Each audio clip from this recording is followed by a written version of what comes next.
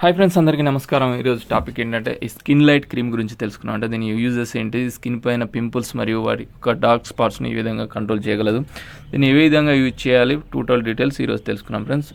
Disclaimer వచ్చేసి this information only for educational purpose, అంటే medicine పైన అవగాహన కొరకు చెప్పడం జరిగింది. డైరెక్ట్గా మాత్రం యూజ్ చేయకండి ఫ్రెండ్స్.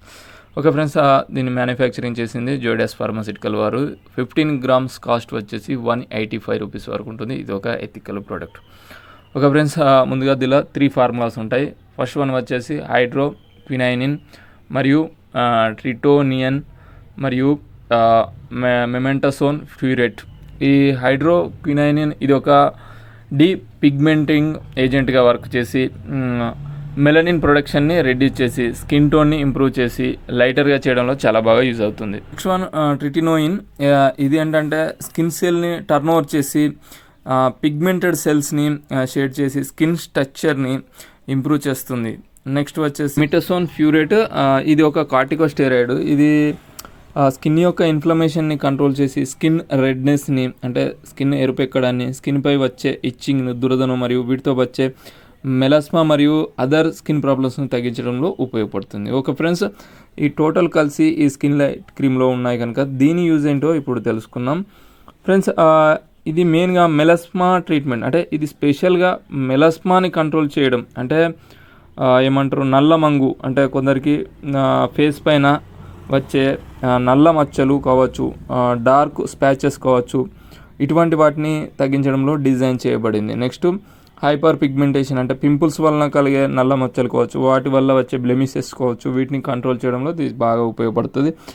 స్కిన్ లైటింగ్, అంటే మెలాస్మా ప్రొడక్షన్ కంట్రోల్ చేయడం వలన మరియు డార్క్ స్పాట్లో ఉన్న స్కిన్ స్కెల్ని లైటర్గా చేయడం మరియు స్కిన్ కలర్ని ఇంప్రూవ్ చేయడంలో ఈ స్కిన్ లైట్ క్రీమ్ అనేది చాలా బాగా ఉపయోగపడుతుంది. నెక్స్ట్ రెడ్యూస్ ఇన్ఫ్లమేషన్, అంటే మెలాస్మా మరియు అదర్ స్కిన్ కండిషన్స్ వల్ల వచ్చే స్కిన్ రెడ్నెస్ కావచ్చు, స్వెల్లింగ్, ఇచ్చింగ్ను తగ్గించడంలో, అంటే ఇన్ఫ్లమేషన్ కంట్రోల్ చేయడం వల్ల ఇవన్నీ తగ్గిపోతుంటాయి. ఇది కాకుండా ఆ స్కిన్ సెల్స్ యొక్క స్ట్రక్చర్ను ఇంప్రూవ్ చేయడంలో కూడా ఇది చాలా బాగా ఉపయోగపడుతుంది. ఫ్రెండ్స్, దీన్ని ఏ విధంగా అప్లై చేసుకోవాలి అంటే యూజెస్, అప్లై విధానం వచ్చేసి సన్ ప్రొటెక్షన్ అంటే ఎండలో కానీ వేడి ప్రదేశాల్లో ఉన్నప్పుడు దీన్ని యూజ్ చేయకపోవడం బెటరు. చల్లని కూల్ వాటర్తో ఫేస్ను క్లీన్ చేసుకొని దీన్ని అప్లై చేసుకున్నట్లయితే దీని రిజల్ట్ ఎక్కువగా ఉంటుంది.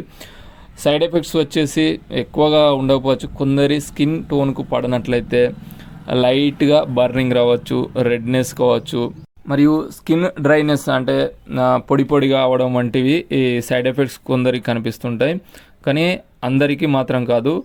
మరియు దీన్ని not for all skin problems, అంటే లైక్ ఎజిమా కావచ్చు, బ్రోకెన్ స్కిన్ కావచ్చు, ఇంజురీస్ వల్ల కలిగే స్కిన్ ప్రాబ్లమ్స్కు దీన్ని యూజ్ చేయరాదు. ప్రికాషన్స్ నార్మల్గా ప్రెగ్నెన్సీ లేడీస్ మరియు చిల్డ్రన్స్ మరియు బ్రెస్ట్ ఫీడింగ్ ఇచ్చే వాళ్ళు మాత్రం యూజ్ చేయకూడదు, డాక్టర్ సలహా లేనిదే. ఓకే ఫ్రెండ్స్, ఫైనల్గా స్కిన్ అనేది చాలా డెలికేటెడ్ పార్ట్ కనుక మీరు ఎటువంటి క్రీమ్స్ వితౌట్ డాక్టర్ సజెషన్ లేకుండా తీసుకోకూడదు. మరియు న్యాచురల్గా, అంటే ఎక్కువగా వాటర్ తీసుకోండి, మరియు ఫ్రూట్స్ ఎక్కువ తీసుకోండి, సలాడ్స్ ఎక్కువ తీసుకోండి.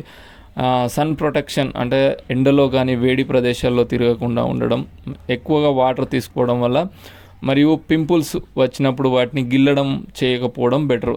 ఈ విధంగా చేయడం వల్ల స్కిన్ని మనం న్యాచురల్గా దీన్ని క్లీన్గా ఉంచుకోవచ్చు. ఒక ఫ్రెండ్స్, ఈ వీడియో మీకు ఎలా అనిపించింది? నచ్చితే ఒక లైక్, షేర్, సబ్స్క్రైబ్ అయితే చేయండి. Thank you for watching my videos.